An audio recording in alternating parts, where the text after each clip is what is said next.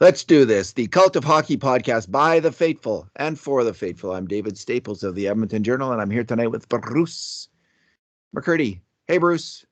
Hey, David, how you doing tonight? Pretty good. I mean, there was a bit of a comeback in that game. It was heading into the charting towards like total dismay and despair territory for Oilers fans when they were down 4-1. But the Oilers pulled back in the game and they made a game out of it. Came within hitting the goalpost in the final minute from Leon Draisaitl of tying the game up. So it was a pretty good effort in Tampa.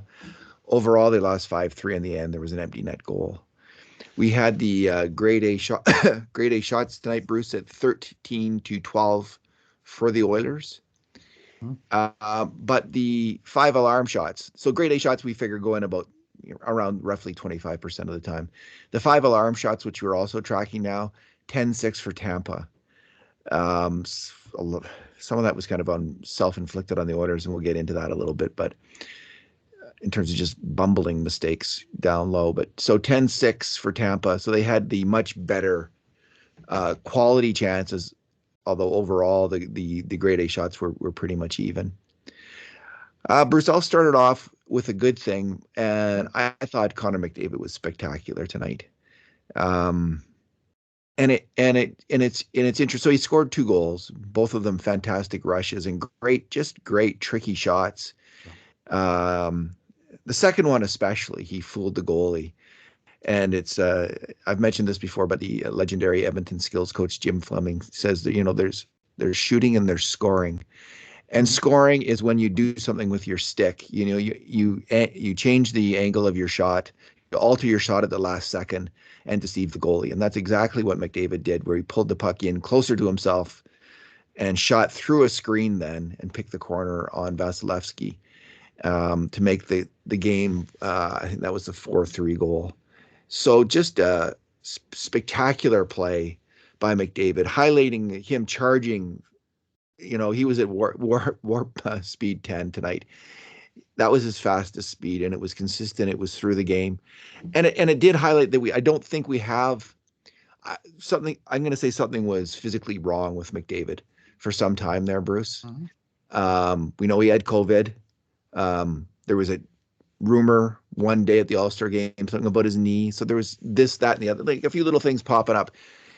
The numbers were good. He was still, in terms of creating grade A shots and getting off grade shots, he was still getting it done. But the production was down, and he didn't look like himself. And he really did tonight. He was just all over the place, making great plays.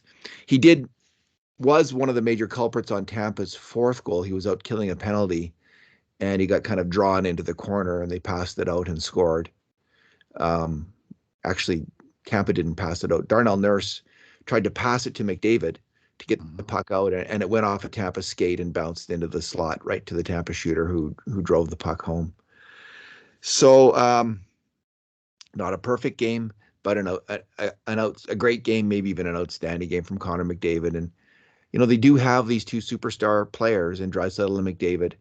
If they're going to make the playoffs, clearly they're going to have to play like 2 superstar players the rest of the way and drive this team, take this team on their backs towards that goal. Because as the season unfolds, we see the flaws on the team.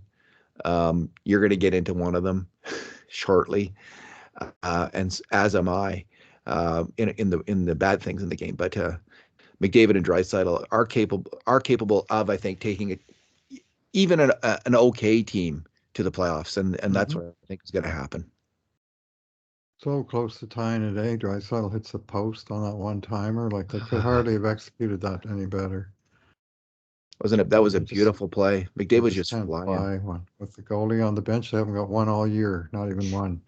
Really? 6-on-5 or 6-on-4. Not even one. Well, 6-on-5. Lord forbid Oilers actually got a power play down the stretch of a game.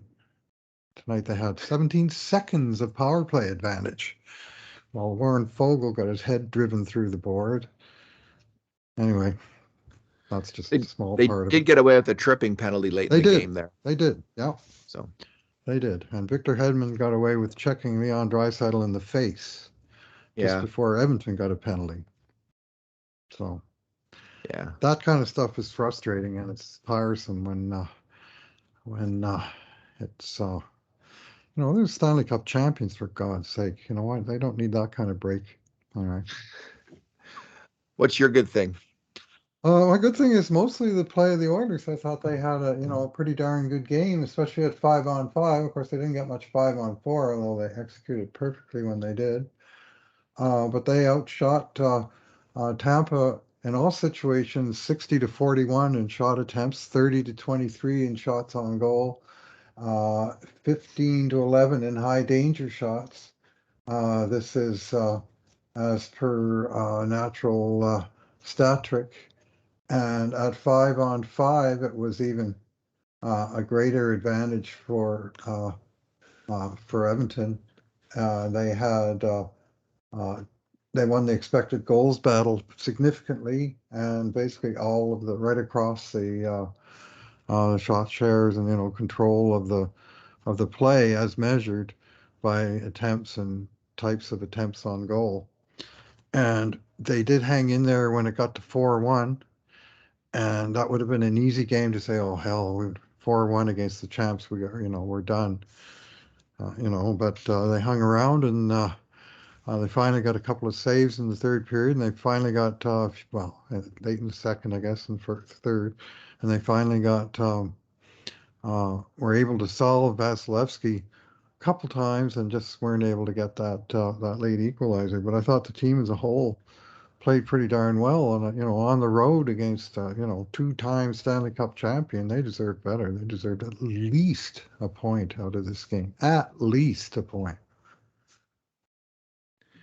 So until the 3 minutes left in the second period, Bruce, when Edmonton scored its second goal, Tampa had 9 5-alarm shots, and the Oilers had 2.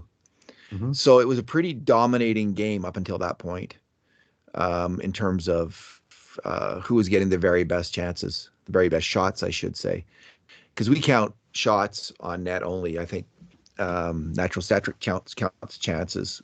Missed shots they give you credit for.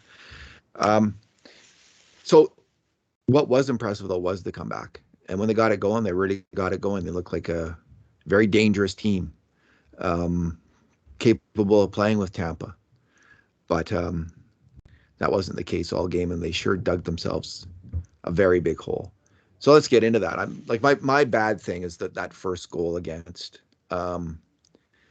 If you want to beat Tampa, if you want to beat any good team, you can't give up the first goal really. And again, this was a play where I think I saw just a little bit of a lack of effort that bothered me. Just certainly watching it. Maybe if you watched it enough, you'd be a little bit, in the moment you can be kind of emotional and angry. But I have watched it a few times. I went over we go over the replays, and I didn't like Devon Shore's effort on this play, Bruce. The play starts off with, and I didn't like William Laugesson's effort either, if I'm completely honest. He lost a pinch at the start, but then Shore's it's kind of a 2-on-2 where Broberry's back with Shore, and Shore's kind of a step behind the guy he's trying to check, but he never catches up, although he has all kinds of opportunity all the way up the ice. It's not a particularly fast break up the ice. It's a fairly slow break, and Shore just continually puts himself in a position where he's a step behind the guy. Finally there's a pass over, and Lagesson then loses the battle, on the pass over. He allows the shot on net. He gets beat on the shot on net. And I didn't like that. I mean, I just think one of these guys has got to make these plays. These are marginal NHL players fighting for a job. I guess this is why they are marginal NHL players fighting for a job. They lose battles too much. And they both lost key battles. It finally goes to the net, and Shore, again, a step behind the play. If he hadn't been a step behind, maybe this doesn't happen. He puts it in the net himself. It's a tough play, and this happens to hockey players. They feel terrible when it happens. But I just think if he had been more intense, more on top of it, maybe just thinking better, using his head better to gain defensive position rather than being so reactive and constantly stabbing for the puck, This doesn't happen. That play doesn't happen. So I didn't like the effort of the two Oilers players on that particular play. I didn't like their defensive intensity or their defensive mindset. And this is an ongoing problem with the Oilers, where they're giving up too many good chances, too many good rushes, and it happened here. So let's segue to your bad thing, because there's another player involved in that play that you want to single out. Yeah, well, another player was involved in several destructive plays to the Oilers' cause, and that was goaltender Mike Smith, who I thought had a very tough game again between the pipes. Uh, he was just not keeping things clean and tidy around his crease, and he wasn't sealing off the holes. On that first goal, I mean, the shot that came in was not exactly a rocket. The guy got around Lagesson and he took a sort of semi shot on net slider along the ice, and Smith punts the rebound right into the slot. Like the rebound came off his pad faster than it went into it, I think, and off of Shores. I guess it was a stick, was it? And then it just slid inside the post or even off the post and in, like a crappy bounce. But uh, even the second shot off of Shore, his goal stick, he lost control of his goal stick and wasn't able to just, reach out and poke it wide. Like there was ways to clean up that mess, and it did not get cleaned up, and it wound up in the net. That was the first one.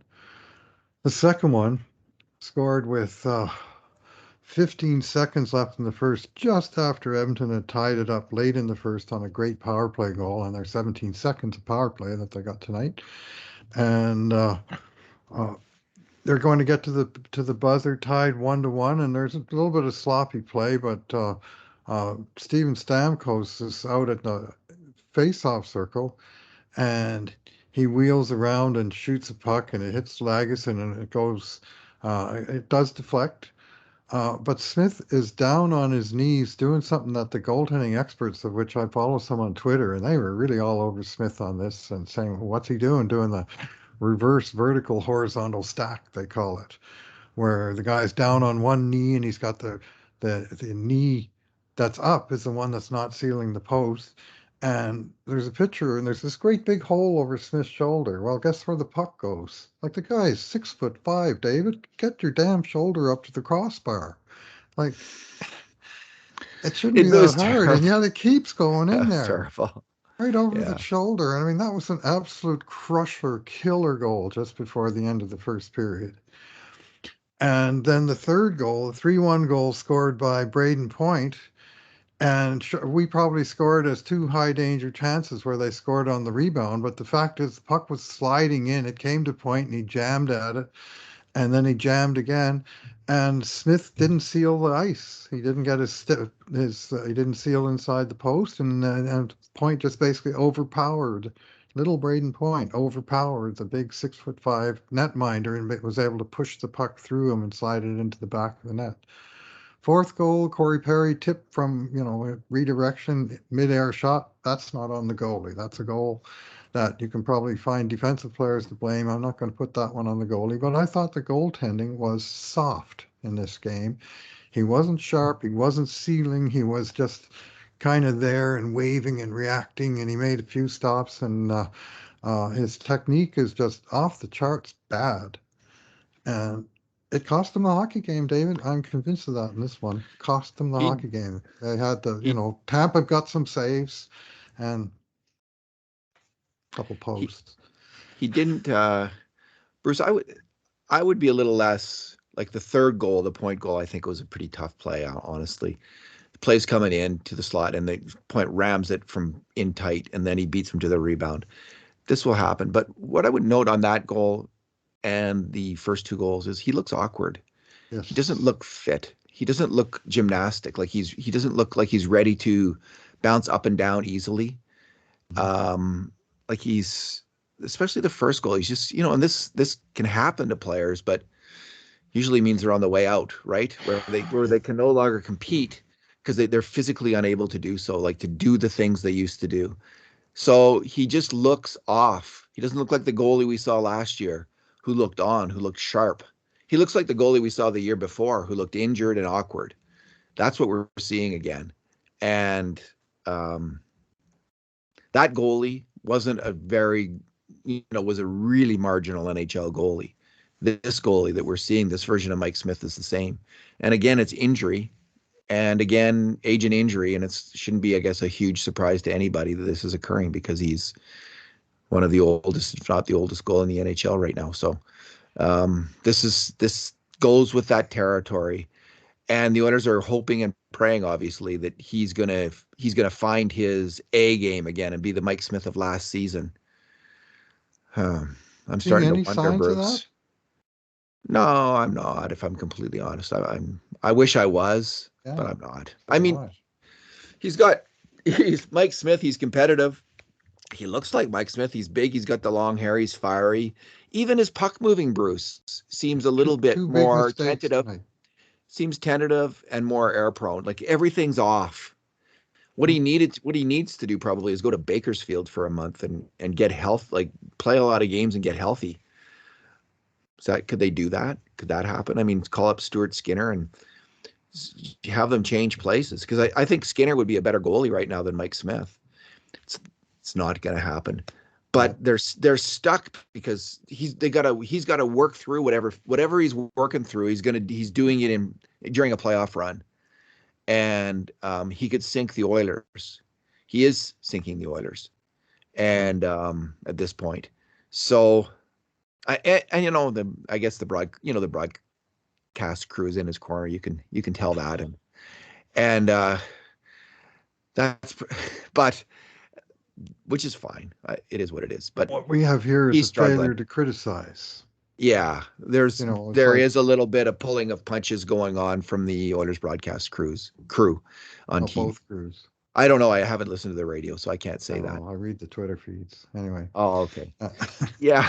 So it's like I think he's intimidating, like in person. I would bet you anything that he is he's a very strong personality. I mean, of that there can be no doubt whatsoever. Probably if we met him, Bruce, we wouldn't be talking the way we well, we probably we've gotten an earful about now. Yeah. Who knows? I don't know if he does that or not. He's just I imagine he clearly is an intimidating person because the way he plays hockey on the NHL ice, you can just see that. I don't know what he is with reporters. I know when you know people, it gets to be more difficult to criticize them, right? Like if you're around them all the time. And so anyway, this is a small thing. The big issue is he's injured. He's coming off injury repeatedly. He's not right, and it could cost the team big time. And so Ken Holland's it's on Ken Holland now. I think shifts now and then.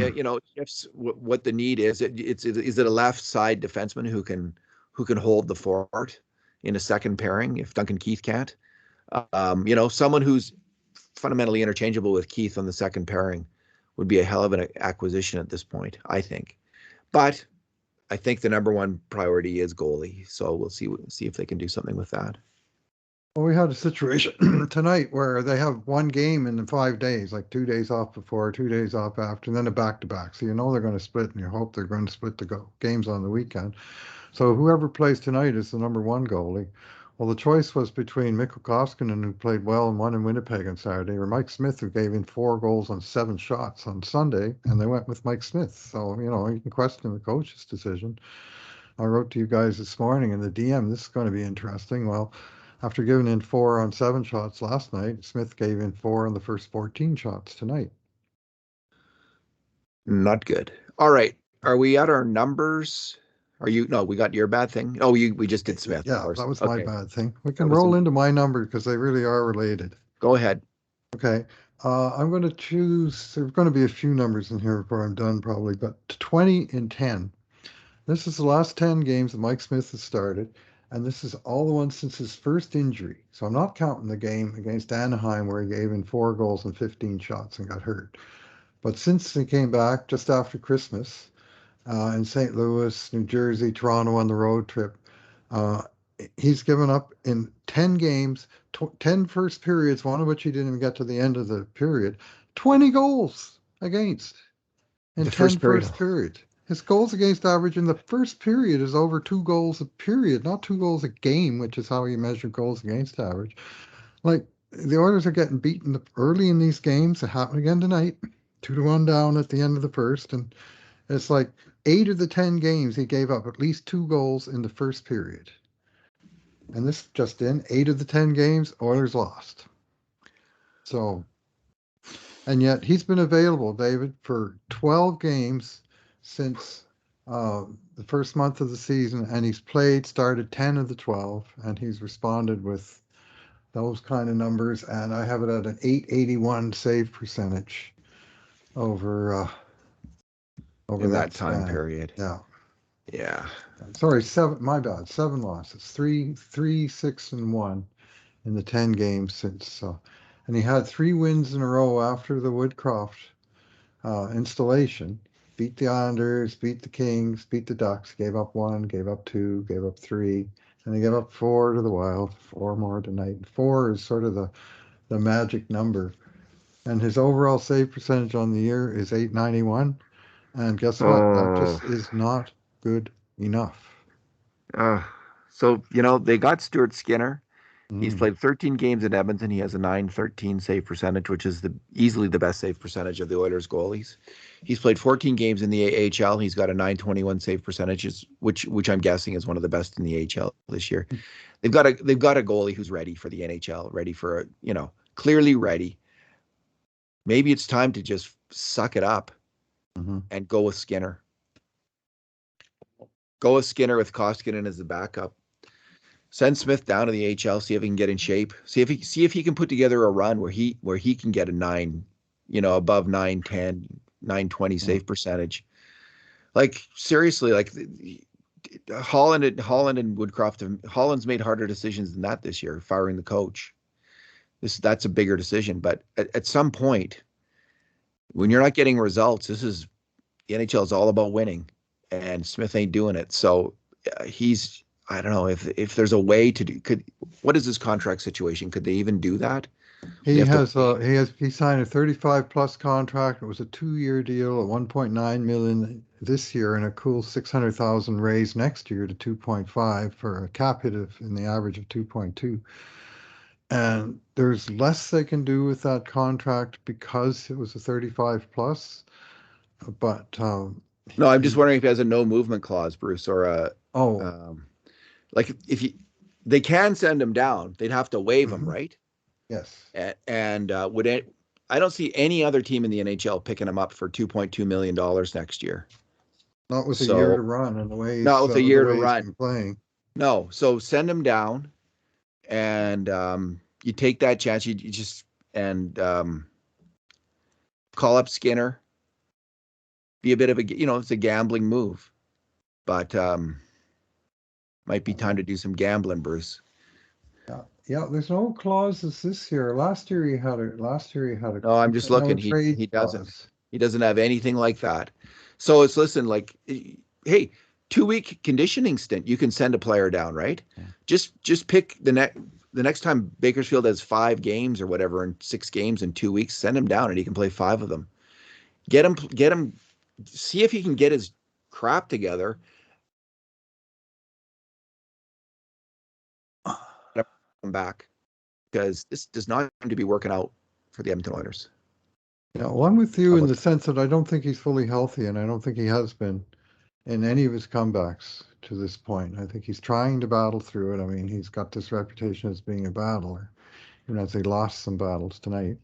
And it's just not there in his form. Like, he's lunging again. This was the Smith we saw the year before last, and when he was with Calgary, for that matter, in the playoffs, back in his net and lunging at pucks, and it's not exactly a technique that's built for success in the modern NHL. Do I think the Oilers will do what I just suggested? Send him to the farm? No. Not happening. No. Not happening. Okay, my number, Bruce, is, you already mentioned Draisaitl's great one-timer that rang off the post. That was the what I call the full executioner shot, where he just kind of lashes his body forward, lashes his stick towards the net like it was like an axe, and hammers that puck. It's his trademark scoring move. And so in the first 25 games of the year, Leon Draisaitl got off 11 such executioner shots in all situations. I track it. We in our Cult of Hockey grade A shots thing, I describe each play, and if he does that, I've been marking it down. So 11 in the first 25 games. In the last 26, that was the third. That was the third time he's been able to get off such a shot in the last 26 games. So clearly, other teams are aware of the lethal nature of that particular play, and they're taking it away. But they were able to execute tonight, and it's a thing of beauty when they do. And he came so close to scoring. It would have been wonderful if he did. It's been so long. It seems like so long since the Oilers, had a super big win. I guess they have come back and had some wins, but that would have been tremendous to come back in this game and get something out of it. Point. Yeah. Get a point. I agree with you. Take chances after, but get the point. Yeah, would have been. I think they were deserving of a point tonight. They could have easily got that, and they were one post away from getting it. So that's a tough play. Yeah, well, Leon's. I tweeted about this today, and in the first 25 games, Leon had 13 power play goals, and Connor had 5. And in the second 25 games, they each had one power play goal in 25 games from their 2 lethal scorers. And the power play, surprise, has kind of been in the tank the whole time. Well, I guess McDavid read my tweet because he lashed one home right away in the first power play to at least get himself back on the board. And they need more of that. I mean, it's time. Their big guns are getting paid big bucks to put the puck in the net, and I mean their overall stats are all right, but they're not firing on all cylinders. Haven't been for a little while, and one of the cylinders that's been misfiring has been on the power play. So tonight, 1 goal in 17 seconds. You can't really complain about that aspect of it. It executed, and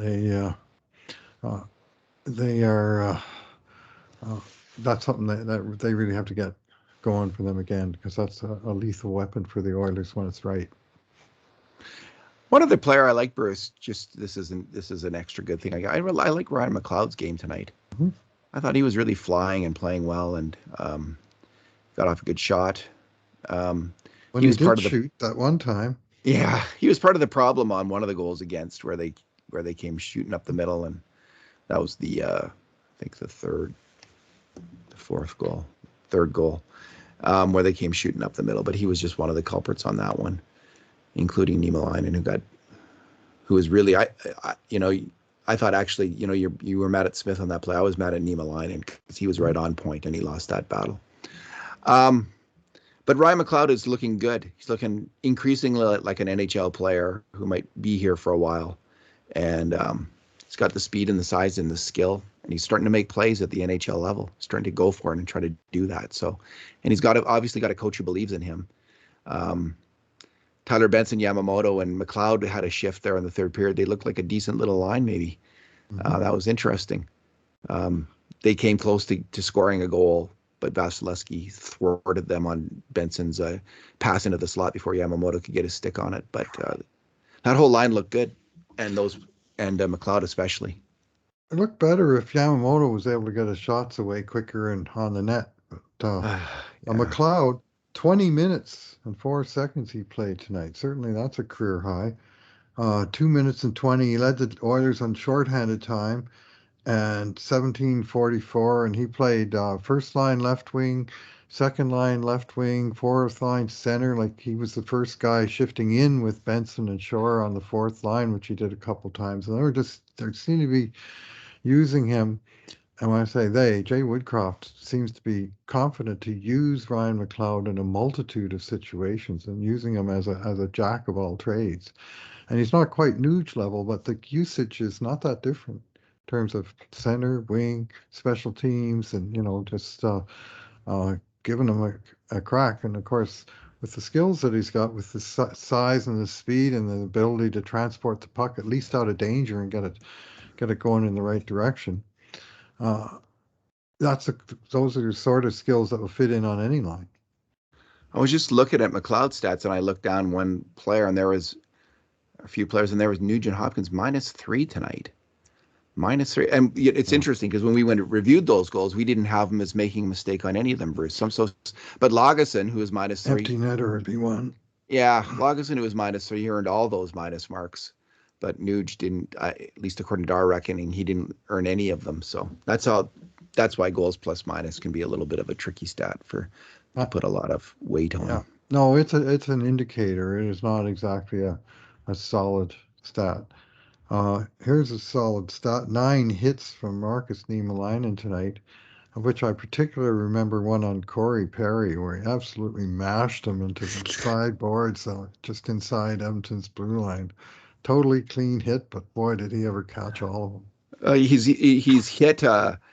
hit Dustin Brown. Now he's hit Corey Perry. Yeah. Ryan Kessler has to come out of retirement, so Niemelainen can hit him. That's what they need. That's what we want. The Niemelainen is going to be winning fans by hitting Corey Perry and Dustin Brown. Yeah. I think we'll see how this battle is shaping up, but because there's Broberry, Niemelainen, and Lagesson all vying for playing time on the left side. So and Chris Russell and Keith are going to both be coming back. Now Russell and Keith, in theory, could play ahead of. They could be the guys who are in the lineup. But at this point, Niemelainen is going to be giving Russell a good run for his money, I think, just because of that physical aspect. It makes a difference to the team, and they need it. And he's decent enough as a defender. He's decent enough as a puck mover. So far, he's hanging in there at least. So I think he might be the third pairing defenseman going down the stretch. That's where he's trending at least. Broberry needs more time in the AHL still. Just to get his confidence higher. You can see the skill there, the speed and the size. But and then Lagesson, we'll see. That was a really rough game tonight. He had been playing better recently, though, so he's still in the running. Yeah, he's been playing good, but he had a tough night tonight for sure. Yeah. All right, Bruce. So early Saturday morning at 11 a.m. our time. Is that right? 10:30 Saturday, 11 Sunday. 10:30 against Florida Panthers. So cool. Let's hope the Oilers are ready to start that game against recent trends. But maybe the early start will actually wake them up. Well, it makes it easier for me, those early games. I'm coaching games Saturday and Sunday night, so it would have been tough to have them on at the same time as Oilers games. So they're better for me. I don't know if it's good for the Oilers or not. We'll see. Bruce, thanks for talking tonight. All right. Thanks for listening, everyone. And in the meantime, and in between times, this has been another edition of the Cult of Hockey podcast.